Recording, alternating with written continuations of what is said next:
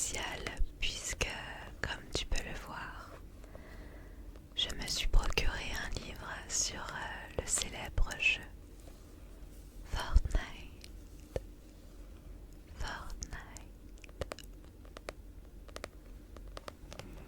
Alors tu ne le sais peut-être pas, mais j'adore les jeux vidéo et j'adore Fortnite. J'ai beaucoup joué, il fut un temps. Malheureusement, je ne peux plus vraiment y jouer parce que mon ordinateur ne suit plus. Mais j'espère un jour pouvoir me procurer un ordinateur gaming pour pouvoir rejouer un peu et pourquoi pas t'en faire des vidéos.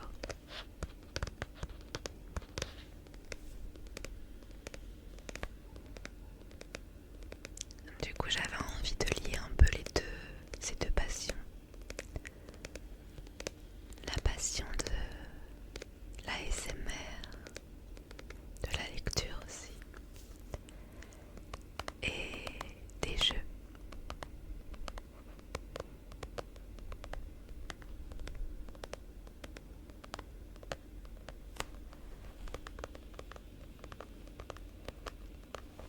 Alors ce que j'aime dans ce style de bouquin, c'est que on a un rôle à jouer. En fait, tout au long de la lecture, on a des choix à faire et notre choix va impacter toute l'histoire et le dénouement final. J'ai déjà lu un livre de ce genre, c'était un escape game. Malheureusement, je n'ai jamais réussi à le terminer. Mes choix me conduisaient toujours à la mort. Donc j'espère qu'on aura un peu plus de chance avec celui-ci. Je vais te lire le résumé. Alors il s'agit d'une aventure Fortnite dont nous sommes le héros. Et le titre c'est 99 contre 1. Alors la situation.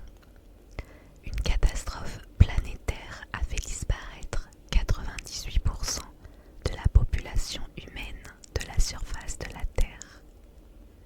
La plupart des villes sont détruites et un combat sans merci a éclaté pour le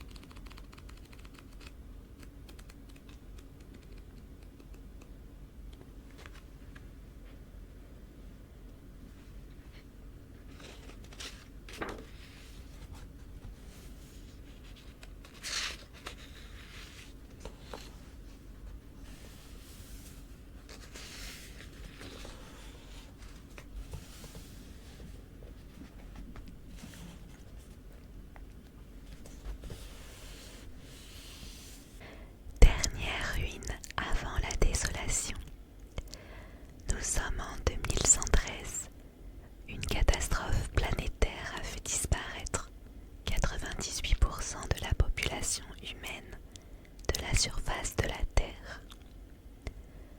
La plupart des villes sont détruites. Pourtant, un combat sans merci a éclaté pour le contrôle des ruines. L'enjeu, s'emparer des armes, des matières premières et du pouvoir. Pour parvenir à leur fin, différentes bandes sans scrupules sont prêtes à tout. Prendre possession de la terre, réduire en esclaves les hommes justes. C'est pour empêcher l'instauration de leur régime de terreur que des combattants comme toi ont été formés. Ton nom est Bob Cooper. Tu es le meilleur de ton clan. Tu es d'un sang-froid, d'une froideur implacable.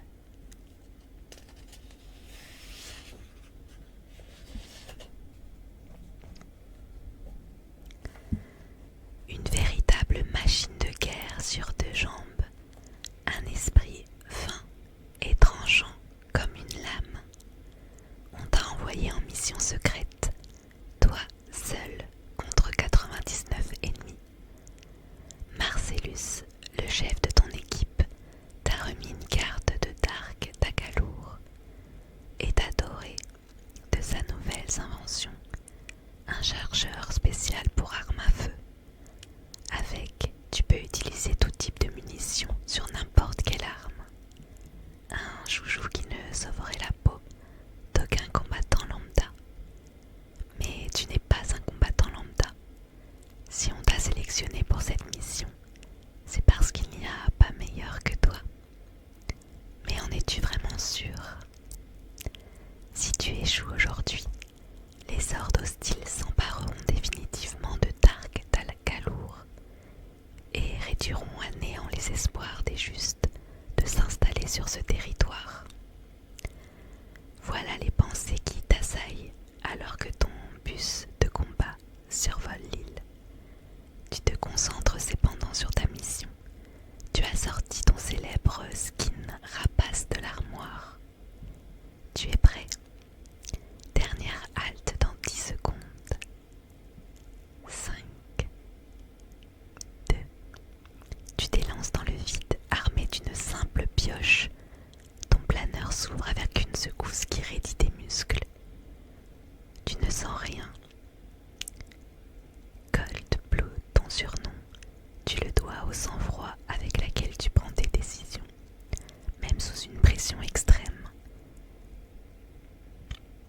Sera-ce le cas aujourd'hui encore, dans la bataille pour Dark Takalour? Prouve-le, sinon tu pourrais faire partie des 98% de morts plus rapidement que prévu. Ce serait plutôt une mauvaise nouvelle pour toi et pour le monde. On a une première décision à prendre. Où diriges-tu ton planeur? Soit tu atterris près d'un amas de maisons en ruine, soit tu atterris à l'écart des maisons détruites dans les Wild Woods. Alors, je vais choisir d'atterrir près d'un amas de maisons en ruine. Et on nous dit d'aller lire la suite, page 10.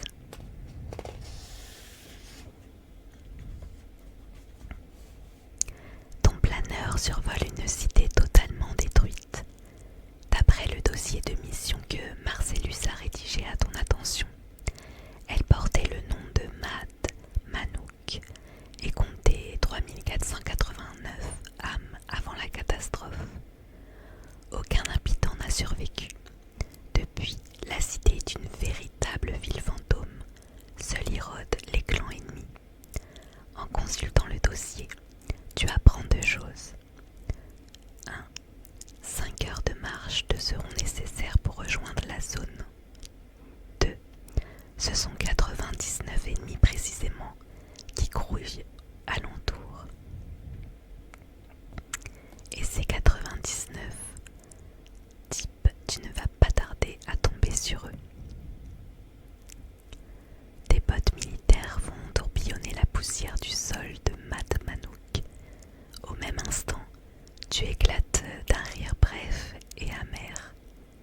sur eux, oui, pas de doute, tu vas bel et bien les descendre. Tu te tapis derrière un mur sans un bruit. Ton souffle n'est pas plus fort qu'un battement d'ailes de papillon. Tu guettes les bruits qui te parviennent. À l'autre bout de la ville, des tirs éclatent depuis les canyons urbains. Ces balles ont beau ne pas être destinées, tous les signaux d'alerte de ton corps se déclenchent. Tes muscles se tendent, tes sens s'aiguisent comme le fil d'un rasoir. Ton cerveau tourne à plein régime. La large cicatrice violacée qui balafre ta poitrine pulse.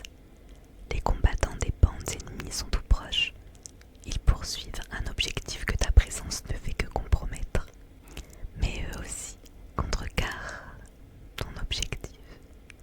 Courbé en deux, tu fonces jusqu'à la maison qui se dresse sur ta droite. Tu en défonces la porte à l'aide de ta pioche et rassembles le bois. Tu passes une tête à l'intérieur, la retires aussitôt. Aucun son ne te parvient, la maison semble déserte. Là, un coffre. Tu t'y rues sans attendre.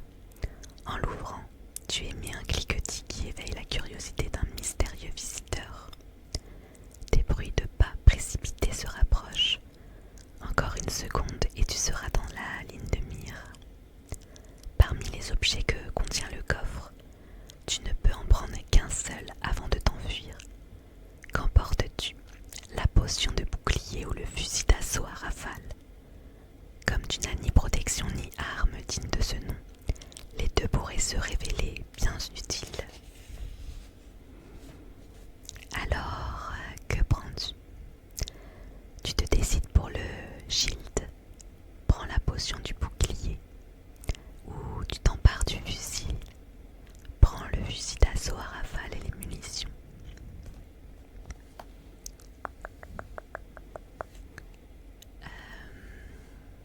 Je vais choisir de prendre en premier le fusil au cas où. En plus, c'est un fusil d'assaut à rafale avec des munitions. Et il faut savoir que dans le jeu Fortnite, je joue beaucoup avec les fusils d'assaut rafale, j'adore ça. Donc je vais choisir celui-ci. Et on nous dit d'aller en page 17 pour lire la suite.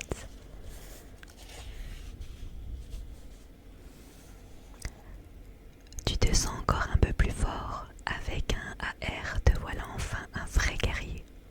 Tu adores cette arme. Oui, c'est exact. Pour le combat de rue, il n'y a pas mieux que selon toi. Facile à manier, rapide à recharger, un max de dégâts. Qu'ils y viennent à présent des ennemis. Ça tombe bien, l'un d'eux surgit justement dans une étroite ruelle. Il ouvre le feu, tu répliques aussitôt. Tu encaisses 2-3 balles et tes HP diminuent.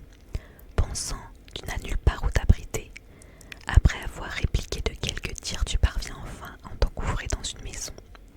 Tu défonces quelques meubles et tu construis un mur en bois au milieu de la pièce. C'était moins une. Mais la canaille se rue à l'intérieur et reprend ses salves.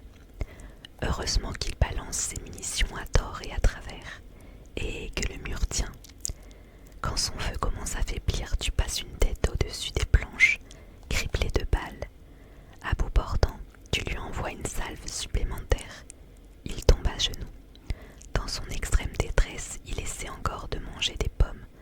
Mais de ta dernière balle, tu le mets définitivement hors d'état de nuire. Et un de moins.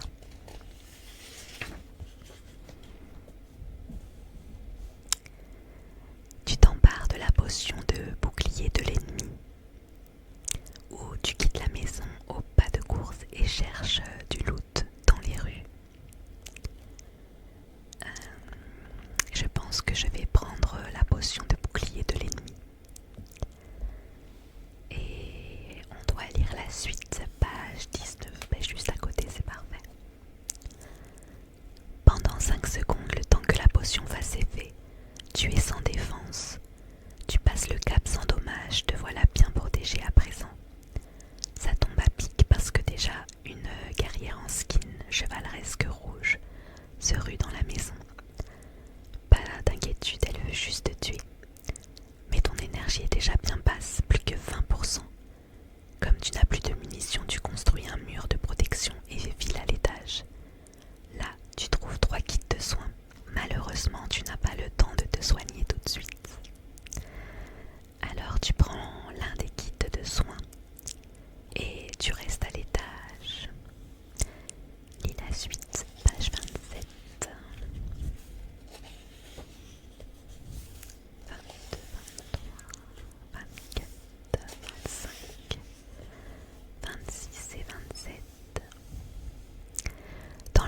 du fond, tu as la place pour te soigner avec le kit de soins.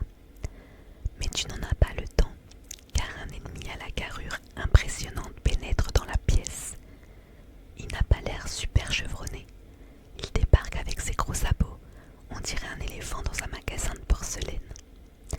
Un éléphant, voilà une proie facile pour Goldblood Cooper. De ta pioche, tu l'élimines plus rapidement qu'il n'a le temps de dire Bob. Tu t'empares de son butin. As-tu déjà un fusil à rafale? Prends les munitions et les grenades. Ou alors on peut choisir, si tu n'as pas encore de fusil d'assaut à rafale, prends celui de l'éléphant. On a déjà un fusil à rafale, du coup on prend les munitions et les grenades.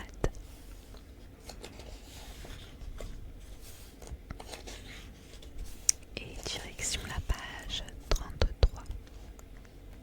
Matt Manock ne présente pas grand intérêt et depuis la catastrophe, c'est encore pire qu'avant. Ce n'est qu'un triste patelin situé au milieu de nulle part. Courbé en deux, tu lorgnes dans quelques maisons. Rien. Si, un combattant ennemi que tu abats aussitôt. Malheureusement, il n'était en possession que d'un revolver. Bon prince, tu le lui laisses. Il défendra sa tombe avec. Mais la lutte a fait du bruit. Ses potes sanguinaires retrouvent la trace. Pas bon ça, tu essaies de les semer. Quand tu parviens au bout de la ville, il y en a cependant encore 4 qui te collent au basque. As-tu des grenades? Ou tu n'as pas de grenades? Malheureusement, on n'a pas de grenades. Donc on va à la page 44.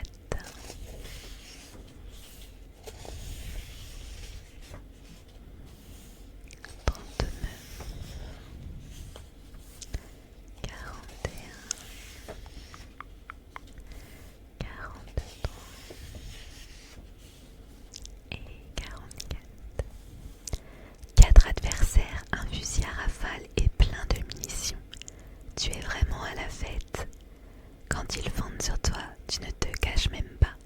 Tu cherches plutôt à les exaspérer, histoire qu'ils oublient tout sens tactique. Oh, rien de tel qu'un petit groove pour les provoquer à fond, ces animaux-là. Tu leur fais une démonstration au beau milieu de la rue, dans leur corée du t'as perdu. Ah, que serait une bonne fête sans une petite danse? Un pas à gauche, un pas à droite, main en l'air. Cercle des hanches. Wow, les 4 sont furax. Le premier à perdre ses nerfs, c'est le guerrier de gauche en skin bélier. Personne n'a jamais osé se moquer de lui comme ça. Écumant de rage, il se rue sur toi pour s'effondrer à terre une seconde plus tard, éteint. Numéro 2 et 3, tous deux en skin soldat, unissent leurs forces contre toi. Si ça se trouve, ils sont jumeaux. Pas autant qu'ils croupissent l'un à côté de l'autre, tu les élimines d'une bordée de balles. Le quatrième, fureur masqué, est le plus expérimenté. Enfin, n'exagerons rien. Il n'a pas non plus inventé le fil à couper le beurre. Il construit un mur de protection et t'attend derrière. Tu lui accordes un peu de temps, puis une balle dans la tête, et de 4. Tu remontes sur la piste de danse, mais tu es seul. Cette fois, il n'y a plus de spectateurs. As-tu une potion de chill? Oui ou non? Mince, je ne sais plus. Je crois qu'on l'a déjà utilisé la potion. Alors on va aller... on va dire non et on va aller à la page 47. Tu as été pas mal atteint et tu n'as plus que 50% de vie. Pas terrible, si tu tombes sur un tireur pas trop quiche, ça pourrait mal finir. Tu explores la région à la recherche de potions de bouclier, de kits de soins, de bandages, mais tu ne trouves rien. Au cas où, tu abats quelques arbres et construis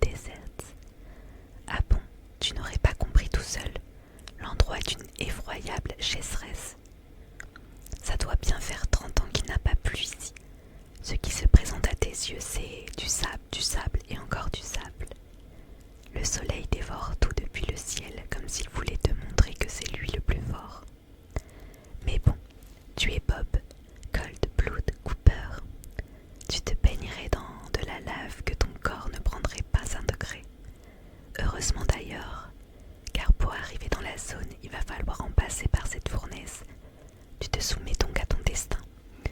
Tark Tagalure doit être libéré des crapules en ton genre. Telle est ta mission. Les justes de l'humanité comptent sur toi. Comment un misérable four à 50 degrés pourrait-il te mettre des bâtons dans les roues? Une demi-heure plus tard, tu as l'étrange impression d'être une saucisse sur un barbecue. Mais tu n'as rencontré encore aucun ennemi. À vrai dire, tu ne t'en réjouis qu'à moitié.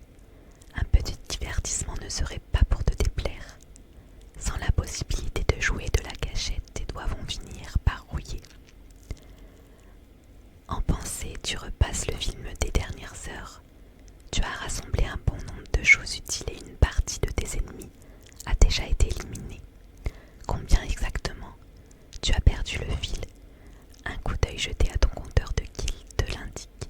Il en reste plus de 80. Au même moment, le signal te parvient que l'un de ces écervelés s'est fait exploser tout seul comme un grand. Paix à son âme. Tu t'arrêtes une seconde pour essuyer le sueur qui coule sur ton front. La transpiration, voilà l'une des fonctions corporelles que même Coldblood Cooper ne contrôle pas. Au loin, tu distingues des contours qui n'ont rien à voir avec du sable. Voilà de quoi se réjouir. Ce pourrait tout aussi bien être un ennemi qu'un cactus. Souhaites-tu en avoir le corps net? Pour ce faire, il te faudrait risquer un petit détour. Tu te tâtes brièvement. Alors, il faut faire un choix. Tu empoignes ton fusil à rafale et cours vers ces lignes mystérieuses. Ou tu maintiens le cap vers la zone et poursuis ton chemin. Alors il faut savoir que moi dans le jeu, je suis une flippée de la zone. Et dès qu'elle apparaît, je fonce vers la zone. Donc je vais rester sur ce cap là et je vais aller direction la zone. Et on va lire la suite, page 54. Enfant, tu as souvent rêvé du désert, du sable à perdre de vue pour construire des châteaux. Ça avait l'air tellement bien. À l'époque, tu n'avais pas cette chaleur torride en tête, mais l'un ne va pas sans l'autre. Le Dirty Desert est extrêmement hostile. Il doit bien y faire 50 degrés au moins.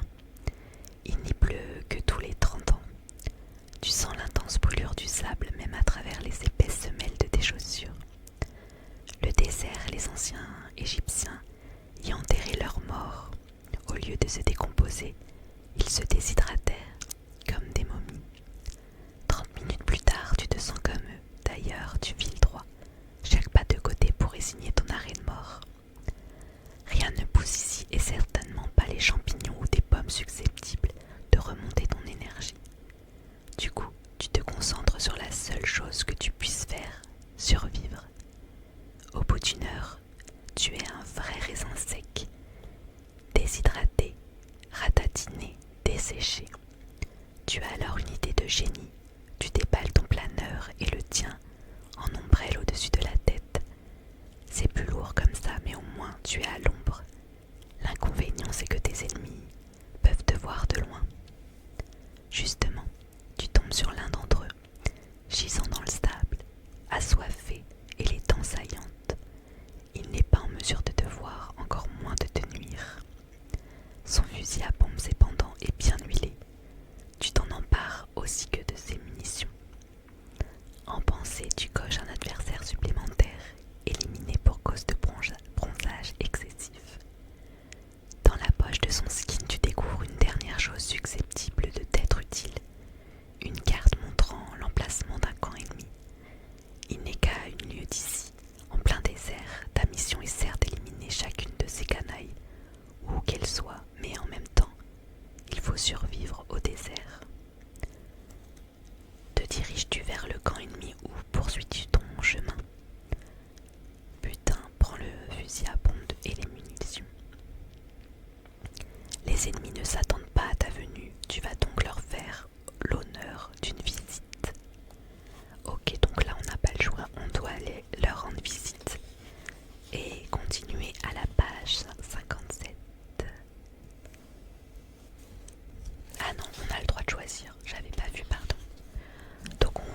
euh, soit aller rendre visite aux ennemis, soit difficile de combattre à l'état de mort-vivant. Mieux vaut poursuivre ta route et éviter le détour du camp. Alors moi clairement dans le jeu je suis une fiotte. Une fiotte si j'ai pas assez d'armes et pas assez de potions, donc j'ai peur d'aller voir les ennemis, de me faire tuer. Ils disent qu'on est quand même dans un état de mort-vivant, donc on va peut-être poursuivre notre chemin. On prend pas de risque ici. Et on va continuer, page 59. Maudite chaleur. À l'entraînement, on a préparé Bob, Goldblood, Cooper à toutes sortes de choses, sauf à pareille température. Là, tu as du mal à rester zen et complètement frais. Et puis quel ennui, il n'y a de bulletin nulle part. Tu perds ton temps, tu n'arrêtes pas de marcher, mais le paysage qui se déroule reste le même. La tempête s'approche de plus en plus, tu es pourtant encore loin de la zone. À coup sûr, Dark Takalour a déjà été dévalisé par les autres clans. Chaque minute de plus passée dans cette étendue solitaire diminue tes chances de libérer la ville des clans ennemis. Cependant, tu ne presses pas le pas et continues de poser un pied devant l'autre. Ton cerveau se repose. Tu auras besoin de lui plus tard. Enfin, espérons, faut d'abord survivre à cette odyssée. Contre toute attente, tu trouves quelque chose dans le sable qui augmente tes chances de réussite. Un kit de soins. Tu le récupères, mais tu n'oses pas l'appliquer sans protection. Ça pourrait aussi être un piège. Tout est possible avec ces canailles. Et si tu vis encore, c'est parce que tu es capable de lire dans leur cerveau malade. Et puis tout à coup, tu te retrouves devant 5 cabanes toutes tordues. Pas d'ennemis alentour à première vue. Ce que tu vas faire clairement, c'est primo te soigner et secondo chercher des objets utiles dans les cabanes. What else? Tu fouilles les cabanes. Donc poursuis page 64. Lors de la fouille des 4 premières cabanes, tu découvres de nouvelles munitions pour ton fusil à pompe. Rien d'autre, mais tant que ton arme est contente, toi aussi t'es content. À l'abri dans l'une d'entre elles, tu emploies ton kit de soins pour te soigner complètement. Au bout de quelques petites secondes, ton énergie est de nouveau à 100%. Renforcé, tu ressors au même instant. Deux guerriers surgissent de la 5e cabane, un couple. Une chance que tu sois toujours sur le qui-vive. As-tu des grenades? Ou tu n'as pas de grenades, commence par construire un mur de protection. On n'a toujours pas de grenades. Donc on va continuer, page 70.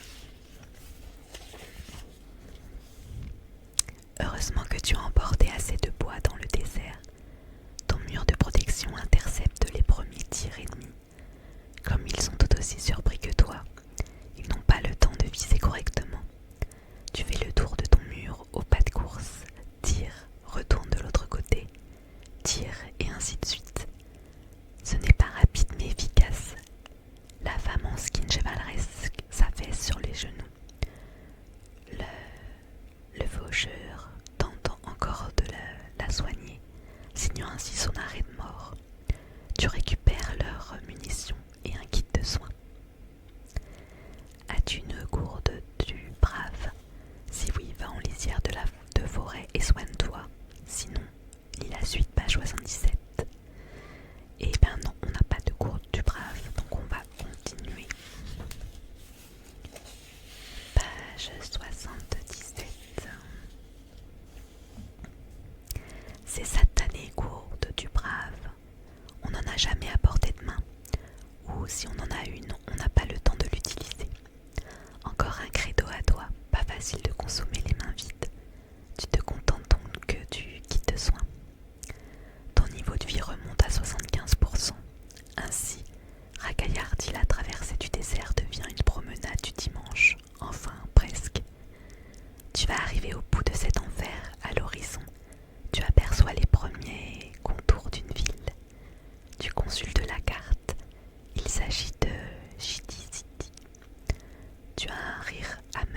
ce nom colle parfaitement, pour tes ennemis du moins. Tu lèches tes plaies et mets le cap sur Shitty City. On continue page 81. Après la catastrophe, le monde est juste devenu fou. Ok, même avant il n'était pas en pleine forme, d'où la catastrophe d'ailleurs. Mais une ville gelée à telle proximité d'un désert de poussière, ça n'existe pas avant. La température baisse à mesure que tu te rapproches de Shitty City. Bientôt, l'air devient agréablement frais. Un petit vent souffle, vivifiant. Pas encore la tempête, heureusement. Celle-ci n'est plus bien loin, mais tu as encore le temps d'enfumer cette ville pouilleuse. D'autant que tu es suffisamment équipé pour venir à bout d'une douzaine de crapules et que ça sent le butin à chaque coin de rue. Bref, tu vas te régaler. Chaque pas te confirme l'information que tu as lue dans ton dossier. Shitty City, c'est un vrai trou à rats. Les hôtels, d'anciens taudis misérables, les immeubles, tous délabrés. Visiblement, les épaves qui jonchent les rues datent d'avant la catastrophe. De tout temps, Shitty City a été une ville de criminels, de couteaux facilement dégainés, de crimes quotidiens. Le nombre d'habitants a évolué si vite que les fonctionnaires n'arrivaient pas à suivre le compte. Dommage qu'ils aient disparu ceux-là. Ils auraient eu fort à faire ces prochaines heures. Ragaillardi, armes rechargées, muscles tendus, tu pénètres dans la ville. Rendez-vous page 83. Eh ben c'est juste à côté. Survivre ou survivre, bienvenue à Shitty City. Sur le chemin de Shitty City, tu prends une profonde inspiration. Jusqu'ici, ta stratégie s'est avérée efficace. Tu n'as utilisé que du bois pour construire des murs et des escaliers, rarement du métal ou des pierres. Pour avancer plus vite, tu n'as pas érigé de forteresse. Pas question de perdre du temps et de faire trop de bruit. Le but, c'était d'entendre tes ennemis, pas de les attirer. Par ailleurs, tu as renoncé à certains équipements peu adaptés dans les forêts, les petites villes et le désert. Tu as résisté à la tentation de rassembler un maximum de choses en un minimum de temps. Mort, à quoi te serviraient toutes ces belles choses, sinon à te gêner dans ton cercueil? Pour combattre, tu as 2 règles de conduite. Règle numéro 1, survivre. Numéro 2, voire règle numéro 1. À cette fin, le fusil à pompe et le fusil à rafale constituent des armes parfaites. La tempête a cependant élargi la zone et rameuté des ennemis comme le loup pousse les troupeaux de moutons effrayés à se rassembler. Ils savent peu où tu le trouves, même sans radar. Et plus la tempête approche, plus ils te cernent, sais-tu moins ce qu'ils croient. Il est donc temps d'appliquer la deuxième partie de ton plan. À Shitty City, tu t'attends à rencontrer une résistance acharnée. Les meilleurs combattants des différents clans sont encore vivants. Quelques balles ne suffiront pas à les abattre. Pour célébrer une victoire royale, Bob Goldblood Cooper doit donner le meilleur de lui-même. Heureusement, il a plus d'un tour dans son sac et il ne les a pas encore tous déballés. Désormais, tu as besoin des meilleures armes pour te battre à l'intérieur des maisons. Première astuce, ne jamais utiliser l'entrée principale. En conséquence, ne jamais emprunter la rue principale de Shitty City. S'en approcher plutôt tout doucement, de côté, en traversant de mornes plaines. Tu marches lentement pour ne pas soulever la poussière. Sinon, tu pourrais tout aussi bien envoyer à tes ennemis un mot avec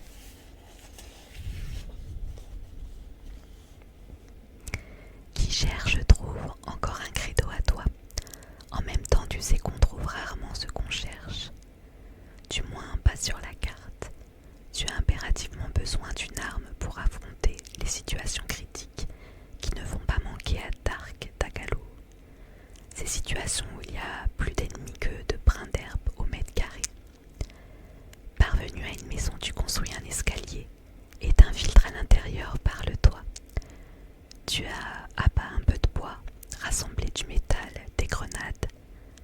C'est toujours ça de gagner. Puis tu repères un coffre doré. Question butin, ça aurait pu être pire. Une grande potion de shield, plein de pierres et des munitions. Dans une pièce voisine, tu achemines quelques meubles. Voilà ta réserve de bois bien remplie. En revanche, tu ne disposes toujours que de vieilles armes. De retour dans la rue, tu liquides un ennemi. Vous ne vous êtes mutuellement pas vu venir, mais ton temps de réaction a été le plus court. Il ne porte que le skin standard, ceci explique cela. Il t'a attaqué avec son revolver et il n'a que du bois. Pour tout butin. La mort, vraiment, il ne méritait pas mieux. Mais votre combat a donné l'alarme et les passages seront bientôt moins paisibles. Pas grave, tu vas gérer, tu es un peu grand garçon. Alors, deux feintes te viennent à l'esprit. Laquelle choisis-tu? Tu te dissimules derrière une carcasse de camion et tu en déclenches le klaxon pour attirer tes ennemis. Ou tu te décides pour le coup du Lost Loot Looping. Je ne sais pas ce que c'est le Lost Loot Looping, à vrai dire. Alors je vais prendre, allez, pour une fois un petit peu de risque et on va attirer les ennemis avec le klaxon.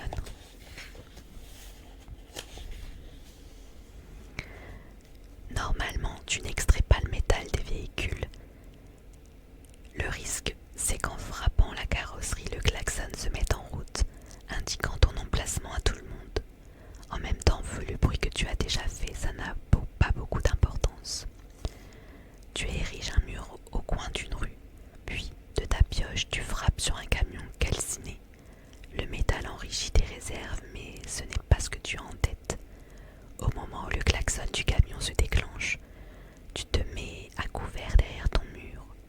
Au bout de 2 secondes seulement, un premier guerrier débarque en skin Magnus. D'apparence, on dirait le plus impressionnant des vikings, mais niveau comportement, il semble tout droit sorti de l'âge de pierre. Ne te voyant pas, il balaye les environs d'un regard ahuri. Tu lui balances une grenade en guise de salut, puis quelques tirs de ton fusil à pompe. Il réplique avec son minigun et pique et te touche à quelques reprises. Il est cependant à terre avant que la situation ne devienne dangereuse pour toi. Tu hésites un instant à prendre son minigun. Finalement, tu le laisses. Il ne t'apporterait rien de plus que les armes dont tu disposes déjà. En revanche, tu récupères son bois et ses pierres. Tu hérites également d'une potion de bouclier dont tu verses aussitôt le contenu dans ton gosier. Ton niveau de protection remonte à 75%. À cet instant, un nouvel ennemi surgit au coin de la rue. Donc, que fais-tu?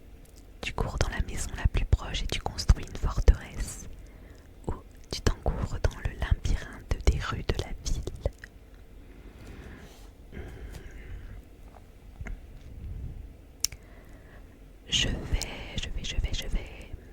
Je pense que je vais me mettre en condition du jeu et je m'engouffrerai clairement dans les rues de la ville parce que je suis nulle en construction.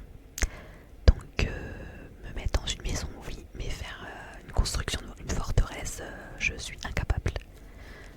Donc on va aller dans la ville, essayer de se cacher, tout simplement. GT City est un bastion de gangsters. Ses rues sont tortueuses. Il y a beaucoup de carrefours, de petites rues latérales et de cul-de-sac. C'est bête, tu t'enfonces justement dans l'un d'eux. Ton poursuivant connaît cette ville comme sa poche. Il savait que tu courais à ta perte. Tu n'as pas le temps de te retourner que tu as déjà pris une cargaison de plomb dans le ventre. Une grenade suit.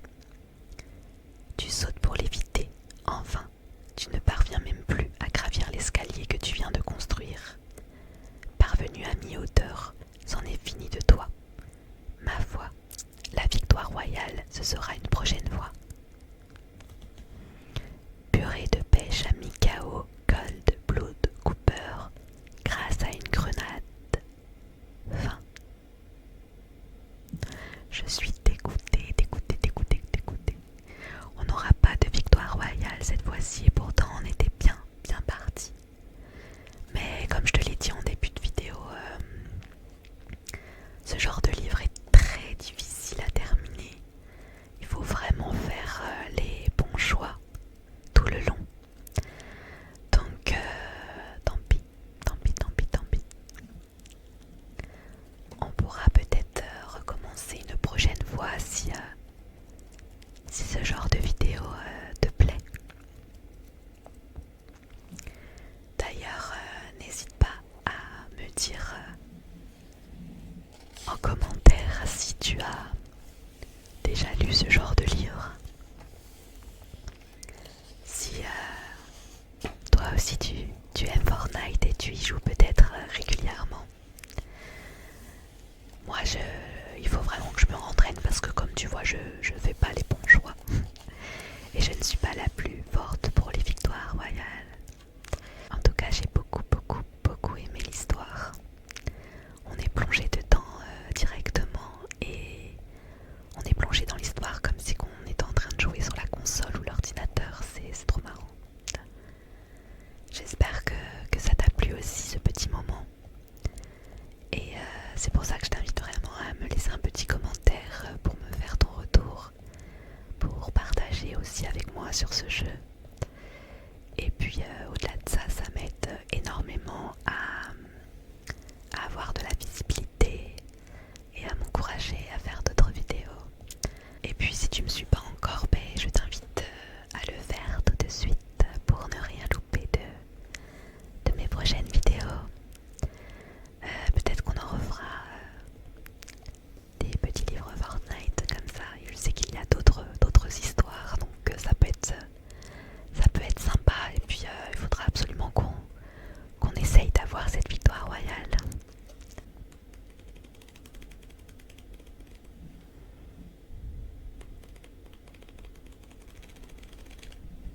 J'espère que cette vidéo ne t'a